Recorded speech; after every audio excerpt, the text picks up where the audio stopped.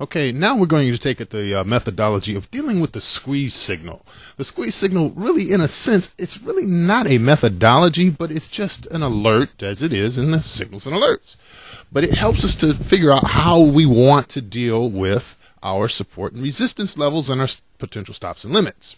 So, let's take a look at this squeeze that happened on this day. You'll see the squeeze signal here. And what we do with a squeeze is just saying that the support and resistance levels are squeezing in on the price. Right now, from the previous day of 71.51 closing, is above the support and resistance levels here. We generally like to see a three-layer area of support and resistance that we can find nearby to squeeze from. So we're saying if prices fall below 71.08, we're probably going to see the prices fall to the downside. Essentially, the bottom will let out. This is the bottom. As you can see, it didn't do it. It got close, but it didn't do it, and it pushed prices back to 71.40 to close for the day.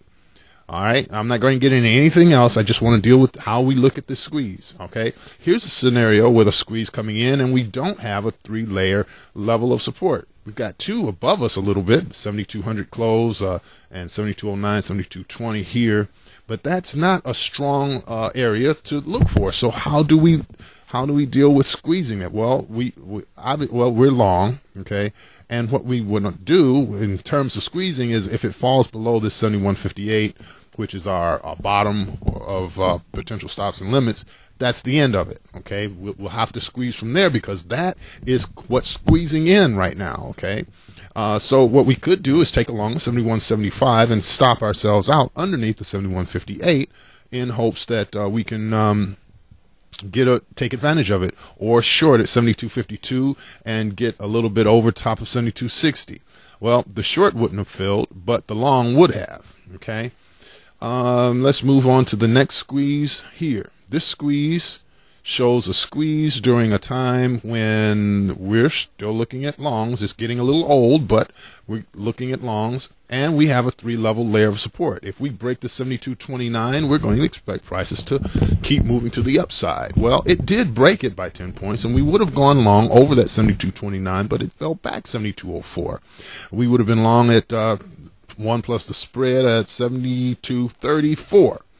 Giving us a 30 pip loss here from this 72.04 down from the 72.34 for that day. However, what you have to keep in mind is that if you look at what happened afterward, sometimes it delays a little bit, as you can see here. What happened following days after that? Immediately began pushing our way to the upside. Highs of 73.13, 296, 321, 38, into the fours now, 456, 492.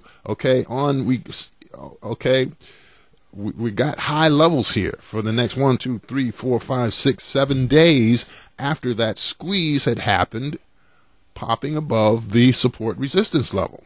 Okay, we also, because we were long and we were squeezing that, because the close was not above this area but actually below it, we have to find a downward position below 72.02 to consider as a bottoming out, which would have been around the 71.88, 71.83, or going to our potential stops and limits area, it would have been at 71.73, 71.57. The ultimate low of 71.57, the first low of 71.73. Could have taken a risk of 71.88. Okay, I'm sorry, I was looking on the wrong day. This wouldn't even have happened yet. Okay, on this day, let me make sure. Yep, that's the squeeze day. I was looking on the wrong row. Sorry about that. So actually, the squeeze point would have been at 71.70, under 71.73, going long around 71.90. Okay, so that still would have helped when the market took away 6. And to make up for the 30 pips that we lost from shooting over that, we'd gain another maybe 10 or 14 pips to even that out to about 14, 15 pip loss for the day. But holding on, what would happen is we would find ourselves with that long actually working itself out as the days went on. Okay, so that's how we look at. Well, here's one more squeeze down here. Let's take a look at it real quick, see what it says. It's squeezing on this day during probably an old move to the upside. What are we squeezing? Okay, 74.38 fell below it. So we would have shorted ourselves out underneath 74.38. Took a small loss because it bounced back to 74.44. But by the end of that day, it went to 70. The next day, 74.28. Got as low as 73.85. Okay, it didn't start a downtrend per se that was really steep, or did it?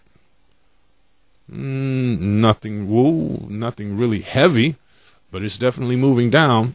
So anyway, but that's simply, like I said, it's not a methodology in and of itself. It's just a way that we deal with the signal.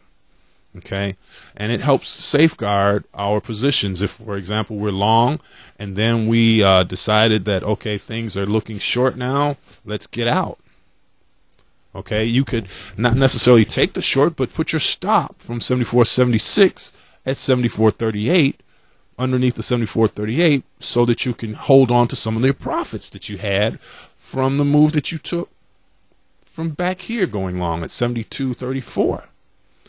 Okay, so you're pretty much guaranteeing the 200 pips by shorting yourself out quick. I'm not shorting, but stopping yourself out quickly underneath this support resistance area. Okay. All right, so that's dealing with the squeeze signal.